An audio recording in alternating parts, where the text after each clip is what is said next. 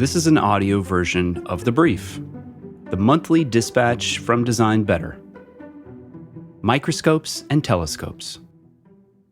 A friend and former colleague called me recently to catch up and get my perspective on an important question. See, he leads a product team at a major tech company, and the design team had just been moved under him. He's an exceptional product thinker with a sharp grasp of engineering systems and shipping processes.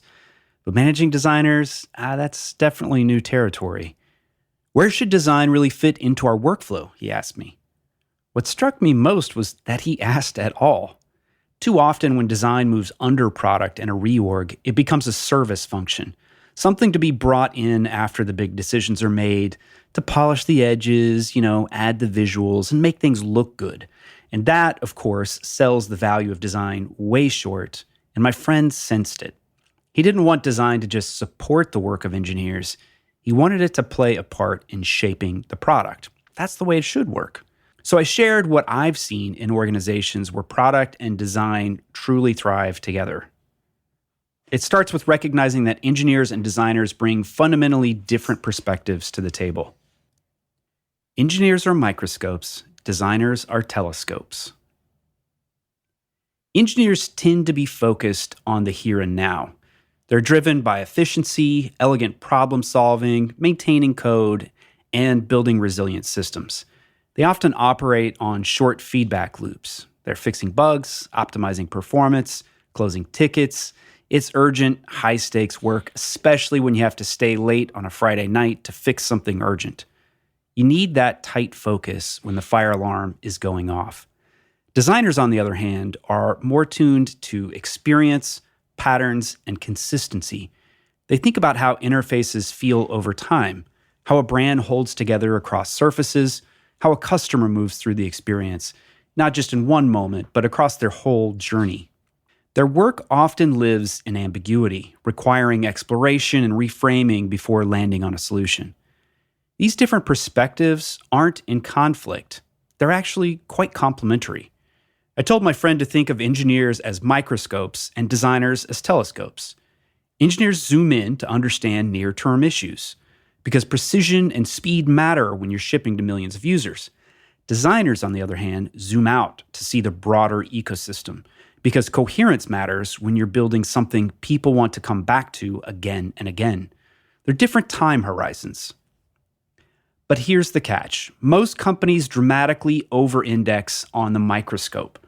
They fixate on short-term goals, quarterly OKRs, sprint velocities, shipping the next feature. It's like reading a newspaper through a straw. You get sharp details, but you miss the full story. There's real danger to this singular myopic approach. We lose our bearings when we stop looking to the horizon. Marty Kagan of Silicon Valley Product Group once told us, most teams are what I call feature teams. They're just there to design and build features that the executives usually are the ones coming up with. We need both instruments, the microscope and the telescope. We need to look down at what's right in front of us, but we also need to look up at what's coming over the horizon. When organizations treat design as a strategic partner instead of just doing finishing touches, they unlock a different kind of innovation. Design helps you see around corners, imagine new possibilities, and build for the future, not just for the next release. And the data backs this up. McKinsey's Business Value of Design report found that companies that tightly integrate design into their strategy and operations grow revenues and shareholder returns at nearly twice the rate of their peers. Build the right thing, don't just build the thing right. When design and engineering are integrated early, at the problem definition stage, teams are far more likely to build the right thing, not just build the thing right. I encouraged my friend to lean into the superpowers of both sides of the team and make them both aware of how they contribute. To celebrate the short-term, bug-squashing brilliance of engineering while also creating space for the long-term horizon-scanning thinking that design brings. Because the future belongs to leaders who can do both. Zoom in and zoom out. Microscope and telescope working together.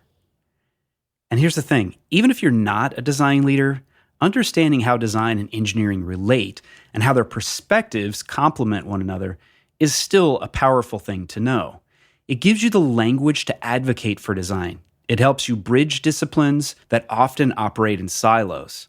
And it enables you to guide your team or organization towards better decisions and better products. When you recognize the unique strengths that designers bring, not just as pixel polishers, but as systems thinkers, pattern recognizers, and experienced architects, you can start to unlock the full potential of design. That's when design starts driving business outcomes, not just interface outcomes. It's not about where design reports on the org chart. It's about where it shows up in the conversation and who's helping it get there. Learning new languages and ways of thinking. Cross-functional teams don't always falter because they fail to value each other's skills. Friction can also happen because they speak different languages or even have an entirely different way of thinking about the problems that they're solving. Sarah Seeger is an astrophysicist who studies exoplanets, which are planets outside our solar system that might harbor life. When her publisher approached us to pitch her coming on the show to talk about her book, The Smallest Lights in the Universe, we weren't quite sure what our audience of designers and creative technologists might take away from her stories. Quite a lot, as it turns out. Because her work crosses so many professional boundaries, Sarah has become an expert in learning different professional languages and finding common ground. A core part of those skills comes from a willingness to invest time in learning about new domains. I think it's not just in science, but also from what I see from the outside in so many startups. Like if you have a great idea, you want to pursue that. And you can bring in other experts, it's true. But in order to lead that group, in order to make it happen, you yourself need to have some deep conceptual knowledge on the topic. I still do now pursue these new topics. And now we have the internet, there's online classes. It's a lot easier, I think, to pick up a new skill, to learn a subject or refresh on one that you might have learned something about before. Learning new skills is even easier than when we spoke to Sarah several years ago. Designers can vibe code functional prototypes with tools like Lovable and Cursor, and developers can vibe design with tools like Subframe.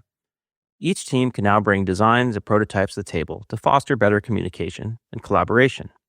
But experimentation also means being open to failure and occasionally looking a bit foolish in the process. I think there's a certain sense of willingness to take a risk and to fail and to look bad. Like there's a lot of times when, I won't say I don't know what I'm talking about, but let's say it's in chemistry and the other people, they know I'm not a chemist and, they're not expecting me to be an expert on it. But you know that you might ask a question or say something that just seems really dumb because it might be. But you have to be willing to put yourself out there in order to make the idea happen. So again, it's like that tension between how much do you want to do this and how much are you willing to risk? It's not only new languages and skills that we need to learn to work well with our colleagues. Sometimes the people we work with have neurodivergent ways of thinking, as we've discussed in prior issues of the brief. In Sarah's case, she was diagnosed with autism late in life at the age of 46. She found that creating an autism rulebook for herself and the folks she works with helped her get over some of these challenges. I'm still figuring all of that out, to be honest. I do try to mentor some younger people who are also on the spectrum. And what we end up having to do is, I hope it doesn't sound too extreme for you, but we end up creating a rule book, like how to interact in certain situations. Because in the world that I live in, it's very black and white and it's cut to the core. So in this world, there's no small talk, there's no being nice to people, not because you're mean, it's just like not a thing. It's not necessary. Just sort of want to cut to the chase and just talk about what really matters. And what goes along with that is a kind of abruptness and it's a perceived coldness and rudeness. So we have to work around that because it doesn't foster a good feeling situation that motivates other people. I think being aware of it is the first step to making it better. Engineers often zoom in on the microscopic details, and designers search telescopically for broad perspectives. But the magic happens when we create translation layers between these different ways of seeing, and when we give everyone permission to switch instruments occasionally. To read and share this episode with friends and colleagues, visit designbetterpodcast.com. And while you're there, you can become a premium subscriber, which will get you access to the Brief newsletter in your inbox every month, plus ad-free episodes, extra episodes every month, and so much more. Just visit designbetterpodcast.com.